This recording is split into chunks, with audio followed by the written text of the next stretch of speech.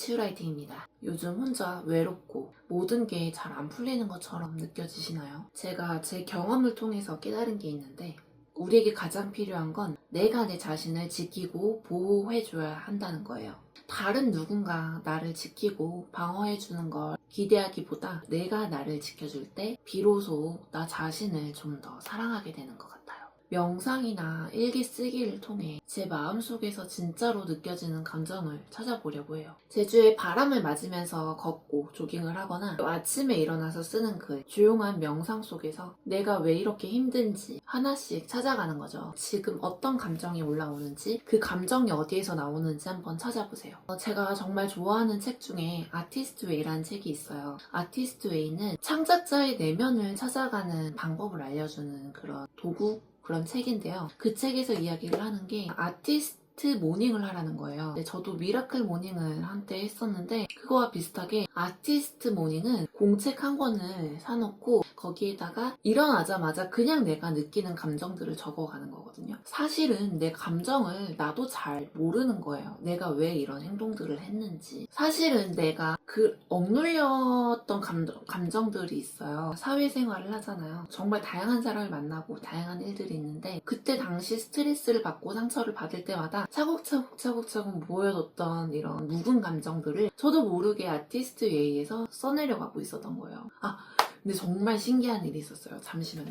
이 공책이 제가 지금 아티스트 웨이를 하고 있는 책인데 이상하게 쓸데없는 소비를 요즘 안 하거든요. 근데 그러다 보니까 옛날에 제가 관광자원 해설을 공부를 했었어요. 여기에다가 이렇게 페이지 빈 부분에다가 그냥 아티스트 웨이를 했는데 그 감성이 안 사는 거예요. 감성적인 걸 매우 추구하는데 제 스스로에게 좀 심취할 때가 있거든요. 그래서 저는 조깅할 때도 무조건 자기 자신한테 더 자아도취가 되면서 더 잘 되는 느낌? 저의 조깅룩이 뭐냐면 허벅지까지 오는 조깅 팬츠에 양말도 되게 패션 양말 같은 거 그리고 헤드셋 끼고 저 그렇게 조깅하거든요.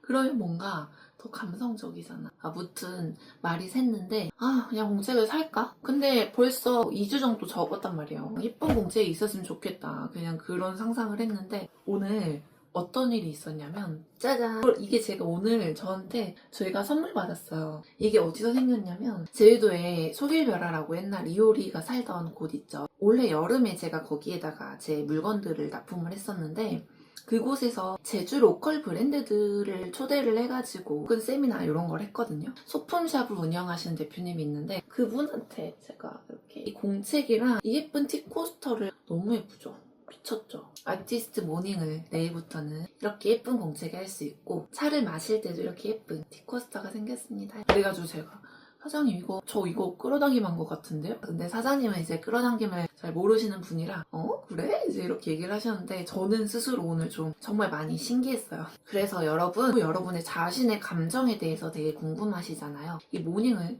추천드려요. 네, 이렇게 얘기하다 보니까 짜잔 아티스트의 이 책은 성산에 있는 독립서점에 있어요. 그분하고 담소를 나누다가 이게 딱 보이는 거예요. 이걸 데리고 와서 아주 재밌게 읽고 있습니다. 이 책은 여러분의 숨겨진 내면을 찾아주고 여러분의 창조성을 찾아줍니다. 창조성, 창작성, 창의성, 창의력 이런 것들이 그림을 잘 그리고 예술적이어야만 하는 게 아니에요. 이 책은 여러분의 어렸을 때의 꿈, 그런 동심까지 찾아서 도와줍니다.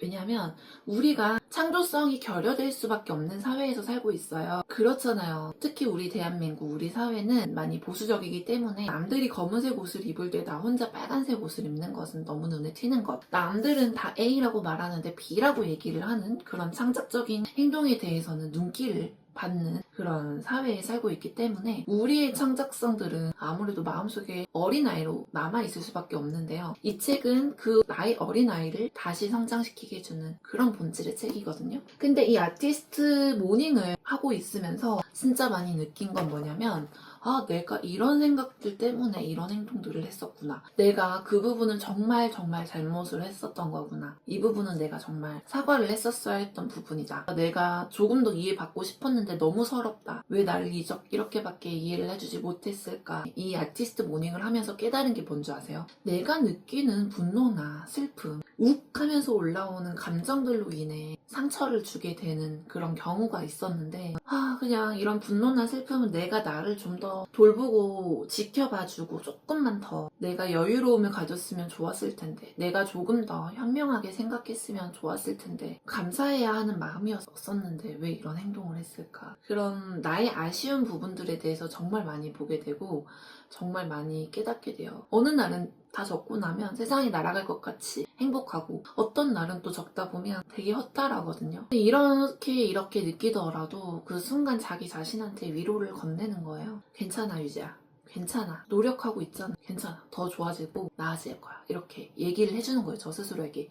여러분 보세요. 이런 아티스트 모닝이나 어떤 행위들을 하는데 내가 내 자신을 성찰하고 반성을 하고 자꾸 앞으로 나아가려고 하잖아요. 그럼 이 마인드를 가진 나와 이런 행동을 하지 않고 그냥 뭐 해프닝이 있었겠거니, 이런 이슈가 있었겠거니, 물 흐른 대로 어떻게든 사라지겠지 라고 그냥 사는 삶, 1년 후에, 2년 후에, 3년 후에 우리 얼마나 다를까요? 이건 꼭 나만을 위한 것도 맞지만 그렇지도 않은 게, 우리가 언제까지고 젊고 파릇파릇하고 언제까지 막내이고 언제까지 우리도 멘토를 찾아서 부모님을 찾아서 상담을 할 수는 없어요. 우리도 언젠가 나의 제자들이 생길 것이고 나를 찾아오는 사람들이 생길 거 아니에요.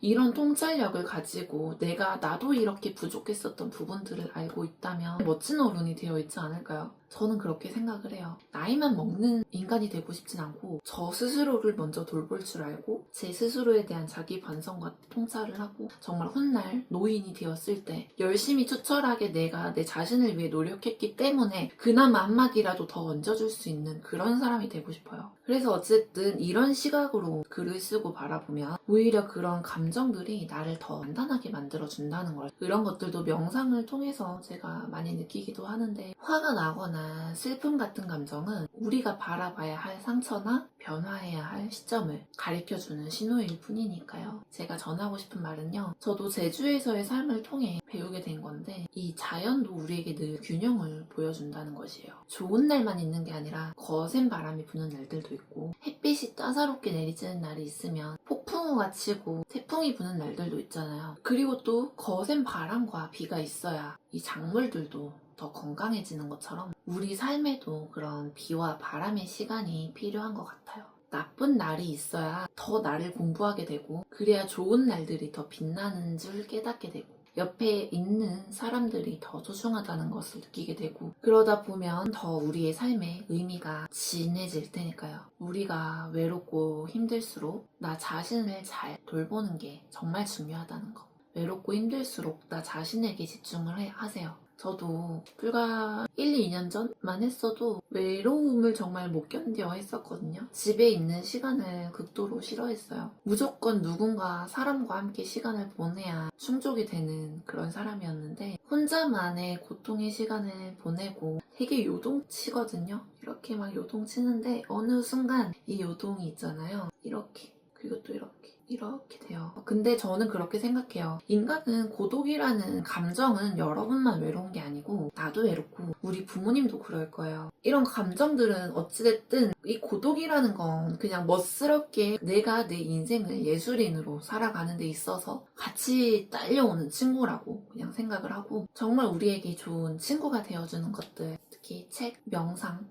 그리고 일기쓰기, 그리고 운동, 이런 것들을 하면서 외로운 시간, 굳이 나랑 에너지가 많지 않는 사람을 찾아가서 만나가지고 괜히 돈과 시간을 뺏기지 말고요. 어찌됐든 저의 외로움을 또 채워줄 누군가는, 시절 인연은 또 오게 돼 있어요. 당연하게. 그게 뭐 친구가 됐든 선생님이 됐든 가족이 됐든 남편이 됐든 와이프가 됐든 새로운 남자친구가 됐든 여자친구가 됐든, 어찌됐든 우리가 이렇게 열심히 자기 성찰을 하고 명상을 하고 책도 읽고 이러면서 내 마음의 양식을 이렇게 쌓다 보면 올 거고, 우리가 어떤 파도가 닥쳤을 때도 그때는 어떻게 돼 있겠어요, 여러분. 그냥 외로워, 술 먹을래, 흥청망청 막 돈 쓰고 다니고, 욜로야, 여행에 다 뿌리고 맨날 맛있는 거 먹고, 이렇게 사는 삶도 좋겠지만, 제 말은 정답은 아니지만, 그런 고독한 시간들이 어쩔 수 없이 나에게 왔을 때는 항상 그렇게 생각을 해봐요. 저는 1년 후, 2년 후를 비교를 해봤을 때 지금 내가 어떤 선택을 하는 게 나에게 좋을까? 어떤 게 나를 사랑해주는 일일까? 지금 당장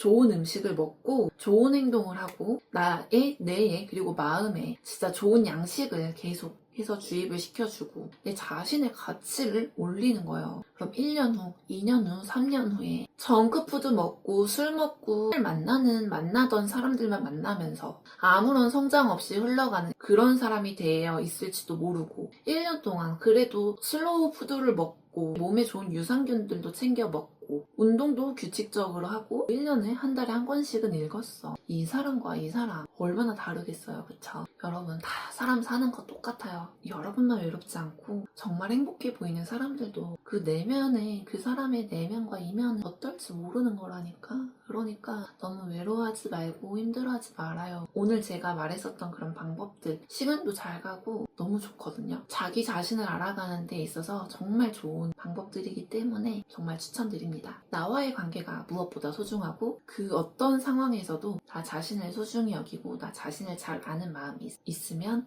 그 어떤 어려움도 이겨낼 수 있을 거예요. 오늘도 제 이야기가 여러분에게 조금이나마 위로가 되었을까요? 치유 라이팅이 되었을까요? 제발 조금이라도 위로가 되었으면 좋겠습니다. 오늘도 저에게 이런 이메일을 보내주셔서 제가 답변으로 이렇게 컨텐츠를 드리다 보니까 오늘은 유난히 더 말이 많아졌네요. 이메일 보내주셔서 고맙습니다. 앞으로도 많이 보내주세요. 우리 함께 더 성장하고 멋진 인생 만들어 나가요. 또 만나요.